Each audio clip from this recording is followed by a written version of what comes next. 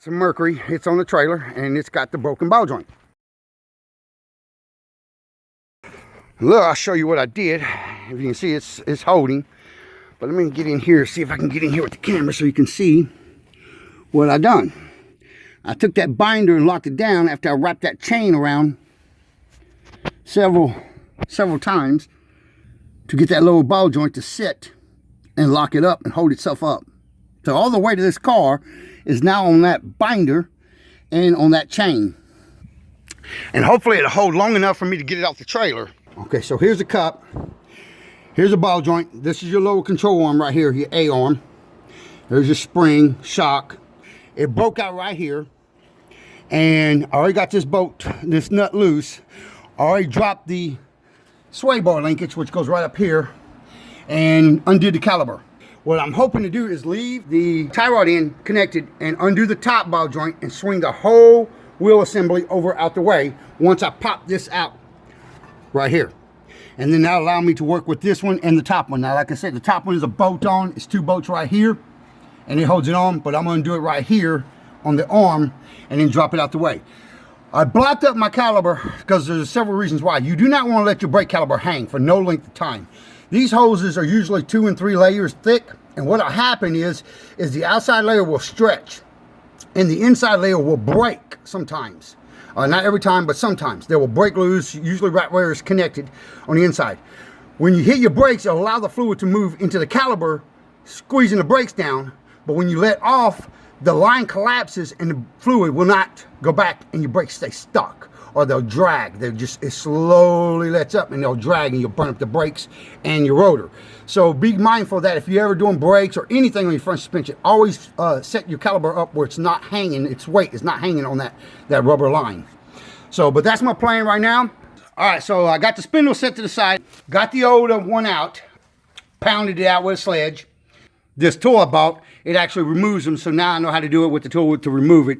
The top one bolts on, so I'm gonna break that loose, get that one out, and then we'll press this one in. Right now, let's open this box up and see what we get for tools. So this is what came in the box. It is actually a lot heavy dutier than I thought it was. This thing is just huge. It is just massive. I'm actually shocked at the size. I didn't think it was this big, but I never would have dreamed that these things would have been that big.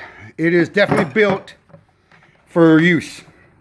All the adapters, all heavy hardened steel, all your rings, and for the time and the money it saves, it is worth it. 100% worth it if it works. I took some sandpaper, cleaned up the arm really good so we don't have nothing in there that will burr it up.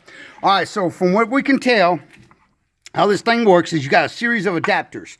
On the bottom of the ball joint, this particular one here, you got this cup that fits it just perfect to press in like this.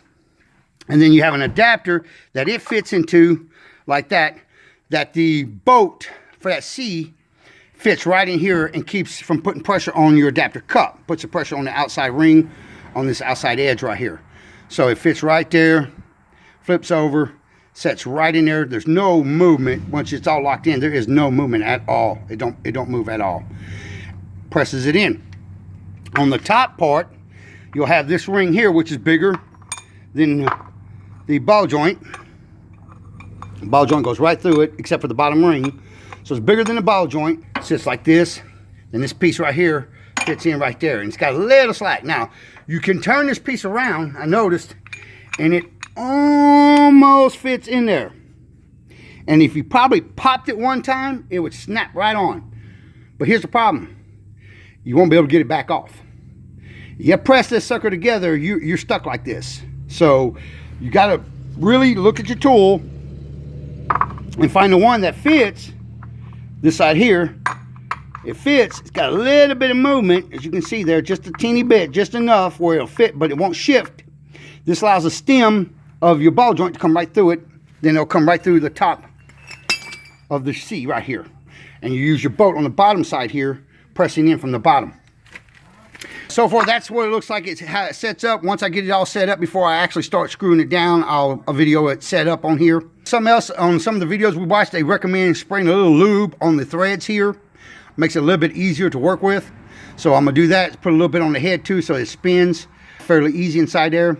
Because once you start adding that pressure, man, anything that bind, it will. All right, guys, so this is how she's set up. It's a little bit of fight because you got to hold so many pieces together to get her set up and get the bolt stabbed in it. And she is a little crooked, so you got to watch out for that. So I'm going to have to straighten out before I can actually start torquing it down. Something else, too, is I had to work my rubber part through the arm. If I just stuffed it in there and started pushing, I'd have cut the rubber, sheared a good section of the rubber off. So I had to squeeze it and work it up through the arm to keep it from being pinched. All right, guys, so it's in. It's a little complicated to get the hang of because you got to hold so many pieces up. You really need a second pair of hands because you got to hold the bottom cups, the adapter, the top cup, the adapter, the C-arm, and then get the boat started all at the same time. And with this sucker hanging out, you got just a little bit of clearance, and that's all. Something else you need to watch for is your ball joint going crooked in there. And tap on it and sometimes reposition because it started going like this, and reposition my C-clamp and square it up and get straight. But once you got it straight, man, that thing, I just used a 1/2-inch ratchet and socket, went right in with no sweat, locked all the way down, all the way around. It's solid, it's there. I'm actually shocked at how fast it went in. So now I'm undo the top one, change it out. After I put everything on, I'll put the grease zerk in last so it don't get broken off. Put all of it back together. It's at this point right now, being the first time I ever used it, I got this ball joint in probably 10 minutes max. And that was with fighting with it a little bit. So it is worth the money. I just got the lock nuts down off of this upper ball joint. I want to show y'all something. All right, to adjust this, they spin these right here. And as you can see, it moves back and forth. And you got one in the back, same thing. It moves it. So what I did is I marked them. This flat is facing me, so I marked it, and then this flat was facing me square on, so I marked it so that I can put it back in the same place.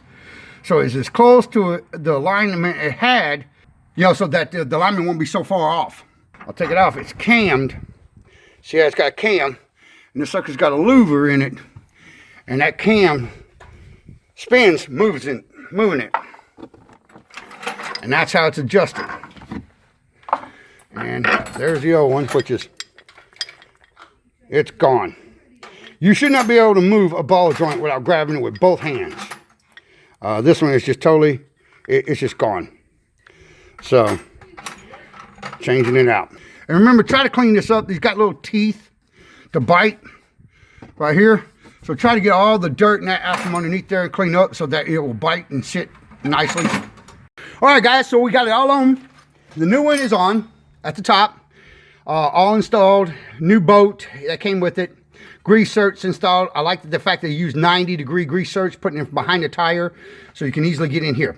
All right, when I did these, when I locked these top lock nuts down, I used a big crescent wrench to hold these suckers in place while I lock these down with a ratchet, 1/2-inch ratchet.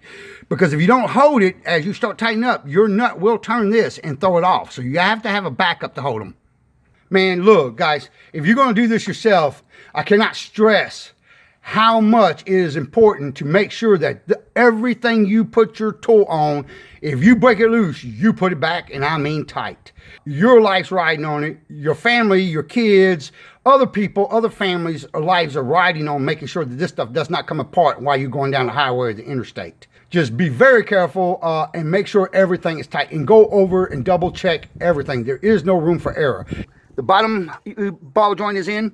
I pulled off the caliber bracket and the rotor in order to doctor up the dust shield ripped through, and got it back close enough for now until he can grab me one later on and we can change it out. She's all back in place. She's all back where she's supposed to be. I'm fixing to put the rotor back on it, put the caliber bracket back on it, put the caliber back on it, brake pads in it, go do the other side. I might do a little bit more filming on the other side, but basically this is pretty much it. It's going to be a repeat of everything I've done here. Just like I said, make sure you got jack stands. We had 2 jack stands underneath here, one to hold the control arm so I could work with it, one to hold the car and the jack. All right, guys, so we got the Mercury back on the ground. All 4 ball joints are changed, tightened up, all done up, ready to go. Just a little front end work, front end alignment. She'll be good to go. But that tool worked out awesome. Incredible time saver. I use it to press the old one out and use it to press the old one out pretty easy, and then press the new one in. It went pretty well. Just remember, guys, if you're working on your stuff, safety first. Be careful out there.